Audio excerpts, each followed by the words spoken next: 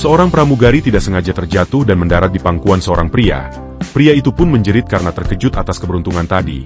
Pramugari bernama Ica ini pun meminta maaf atas kelalaian dirinya. Dia pun sangat malu atas kejadian tadi. Pada saat itu juga kapten kapal keluar dari tempatnya sambil memegangi dadanya yang sakit. Duh, dada saya sakit guys. Dia tersungkur karena rasa sakit yang dialaminya. Ica pun bertanya dengan keras, apa ada seorang dokter di sini? Pria berkacamata yang baru mendapatkan keberuntungan itu pun akan maju untuk memeriksa kapten kapal yang sakit. Ica pun meminta untuk segera menyembuhkan kapten. Pria berkacamata pun akan memulai pengobatannya. Dia meminta Ica untuk merekam dirinya agar terlihat keren. Ica pun mulai merekam pria berkacamata yang seorang dokter ini. Namun Ica disuruh mengambil video dari sudut lain agar pori-pori sang dokter tidak terlihat.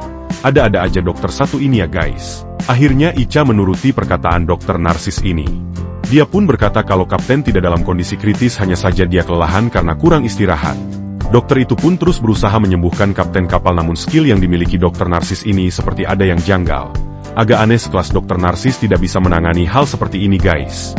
Akhirnya pria beruntung yang mendapatkan pangkuan dari Ica berkata kalau terus seperti itu maka kapten kapal akan beneran meninggal.